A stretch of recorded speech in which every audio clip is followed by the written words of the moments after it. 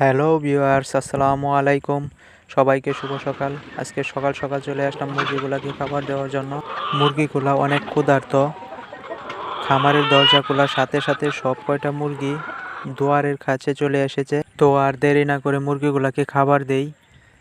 মুরগিগুলাকে খাবার দেওয়ার পর আমরা খামারে পানি দেওয়া শুরু করব। এখনও আমি পর্দাগুলা উঠাই নাই।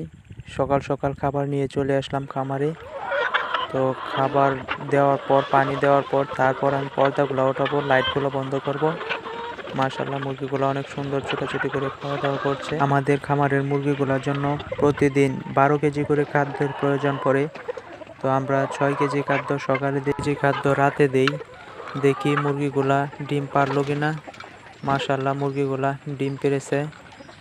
তো আমরা ডিমগুলো উঠিয়ে নিচ্ছি। তারপর আমরা মুরগিকে পানি দেওয়া শুরু করব। আমাদের মুরগিগুলা নতুন ডিম পাড়া শুরু করেছে, তাই ডিমগুলা সাইজে একটু ছোট। আশা করি কিছুদিনের মধ্যে আবার পরিপূর্ণ হয়ে যাবে। তো মুরগিগুলা সকাল সকাল আমাদেরকে অনেকগুলা ডিম দিয়েছে। এখন আমরা পানি দেব। মুরগিগুলাকে খাবার দেওয়া শেষ, আমরা পানি দেব। পানি দেওয়ার জন্য আমরা আমাদের ঘরে নিয়ে যাচ্ছি বাসনগুলো ভালো করে পরিষ্কার করে তারপর আমরা পানি দেব। দরটা লাগিয়ে নেই। এবার আমরা পানি দেওয়ার জন্য ঘরে নিয়ে যাচ্ছি বাসনগুলা। আমরা বাসনগুলা ভালো করে ধুয়ে নিই, না হয়তো ওইগুলাতে ছত্রাক বসে আবার জীবাণু থাকে, মুরগি অসুস্থ হওয়ার সম্ভাবনা থাকে, আমশায় আক্রান্ত হয়। আমরা ভালো করে বাসনগুলোকে মেজে ধুয়ে নিচ্ছি। তারপর আমরা একটু ওষুধ দিব পানিতে। মুরগিগুলার হালকা আমশা আছে, তো আমশার জন্য আমরা একটু ওষুধ দিয়ে নিব পানিতে।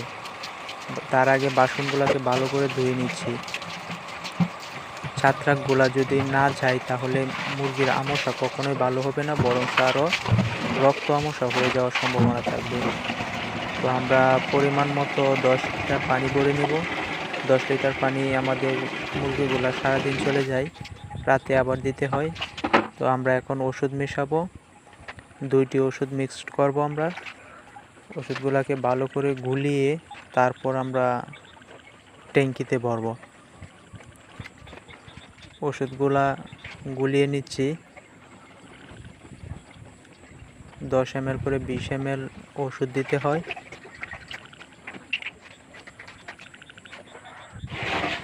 আমরা ভালো করে ওষুধগুলো গুলিয়ে নিই, মিক্সড করে নিই। এবার আমরা ট্যাঙ্কিতে ভরে নিই পানিগুলা। 2টা ট্যাঙ্কিতে সমান ভাগে ভাগ করে নিলাম। আমরা এখন খামারে নিয়ে যাব। আমার ঘর থেকে খামার তেমন একটা দূরত্ব নয়, 50 মিটার দূরত্ব হবে। তো আমরা পানিগুলা দিয়ে দিলাম। মুরগিগুলা এখন খাবার খেয়ে, পানি খেয়ে রিল্যাক্স করবে। তো একটা মুরগ ধরি, ওকে একটু আদর করি। মুরগগুলা দেখতে খুব কিউট, মুরগগুলাকে আদর করতে খুব ভালো লাগে।